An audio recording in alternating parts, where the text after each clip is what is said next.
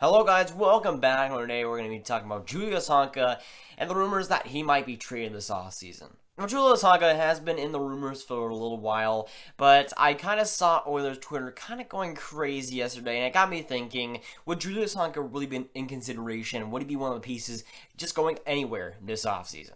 So Julius Honka, of course, the 22-year-old Finnish defenseman. He had 42 games played last season, 1 goal, 3 assists for 4 points, but that's honestly not the whole story. He's offensively gifted, and while the points might not be there, he certainly played pretty well when he was there. And of course, in the Stars just bubble Twitter, there was the hashtag #FreeHonka. He didn't get to play too many games. They probably should have played more, but he did play fantastic when he did play it. And he just didn't get all that luck. He just wasn't able to get points, and while he was still playing pretty decent, it just didn't show up on the score sheet. Last season, he had a 52.3% Corsi for percentage, and if you don't know, that's a pretty good one.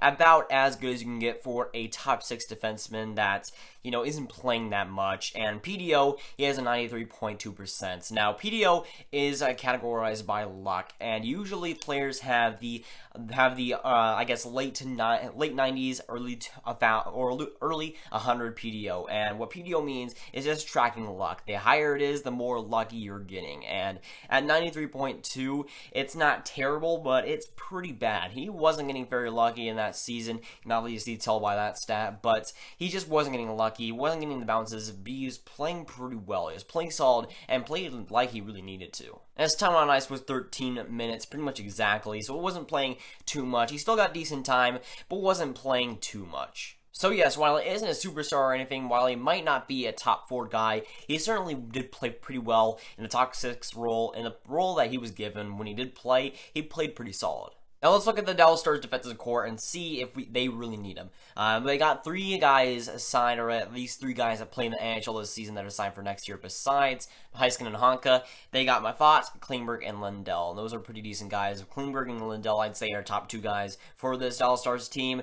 And of course, on the UFAs and RFAs, you got Dan Hamhughes and Greg Patterin. On the RFA side of things, you got Steven Johns. Now let's say that we only re-signed Steven Johns. So let's say Steven Johns is the only guy re-signed. You'd have Lindell and Klingberg as your top 2. Definitely top 2 guys for the Dallas Stars. You got Heiskanen and Honka. That could be your top 4 line. We'll have to wait and see. And then you got Johns and Mafat. Now, either or Johns or Mafat could be placed up to that top 4 role. That lineup is really just a placeholder. And honestly, that lineup doesn't look half bad. If you were to bring in a guy in free agency, though, it would mix things up a little bit. Honka would probably be the guy to go out, since he didn't get that much playing time anyways. So if we were bringing in a free agent defenseman, Honka would probably be the odd man out, unfortunately. And that would change things up a little bit. If we were to do that, Honka would be our 7th guy, but he would be expendable. According to the Dallas Stars, he would be at that 7th defenseman spot. Even though I don't want him to be there, he could be on the trade block by then if he didn't get the time on ice. If he didn't get the time on ice, he could definitely be on the trade block. So, of course, if we go down that route, what team would want to get him? What team would offer stuff back for Honka? Now, of course, there's a lot of teams that need a young, puck-moving defenseman, so there would be a lot of range, or it would be a range of teams wanting that. So they have a lot of options if they were to go down that route. But a few teams that I think would want him, at least going forward, and the teams that would want him the most, I'd say Edmonton would be in there for sure. Of course, that's when the rumors and the video idea came to me first, is that Oilers fans want him to come. So I'd say Edmonton is definitely a pick there.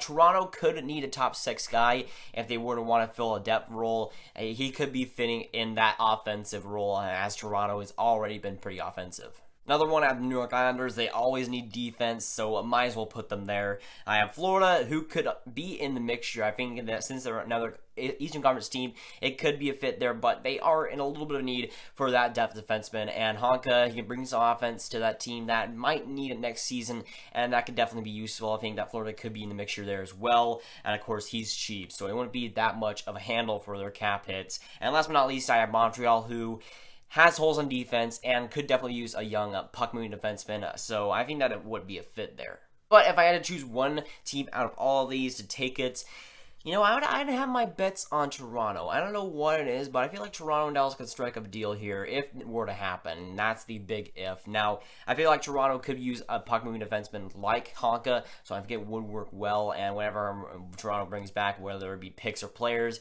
whatever ends up happening, I think that Honka would be a decent fit in that top six of Toronto. They won't have to go over any free agents. They won't have to bring anybody up, but bring a top six guy that I think they could use. So while I still think it isn't a high possibility that it will get traded, I still think that there's a few teams and a good range of teams that would want a guy like that. And when you have that guy like that and you want to get rid of them, there's a lot of teams that would be interested. And that's a big asset. Some teams wouldn't want a certain player, but when you have a puck-moving defenseman, a young puck-moving defenseman who's also a former first-round pick, it'd add a lot of interest. And we could definitely get something back. While you may like Honka, you may like it, having all that interest could definitely help you in that trade.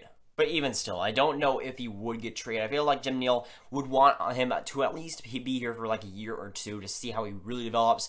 But again, he's 22. Defensemen usually take a little bit while longer to develop than, let's say, forwards. But at age 22, he's still young, and Honka, I think, will be very, very good next season if he were to stay with Dallas. I feel like this next season could be his breakout. So I don't really want to see him go. I feel like I want to stay him for at least one more year. And if he gets a little bit more lucky, if he starts getting some more bounces, I feel like you'll start to see a lot more attention flooding his way and him being the credited of a top four defenseman. But for right now, I don't know if it's the best idea to trade him. I don't know if they probably should. I feel like having that defensive depth, if they were to even sign a guy in free agency, is very, very nice. And having him as your top 7, I feel like it's going to be very useful for them in the future. And I want him to get ice time, but I still think that keeping him will be the smartest move here. But that's going to be it for today, guys. Gonna enjoy. Make sure you like and subscribe. Tell me down below what you think of the possible Julius Honka trade. Should he be traded? If so, where should he be traded? And I'll see you guys later.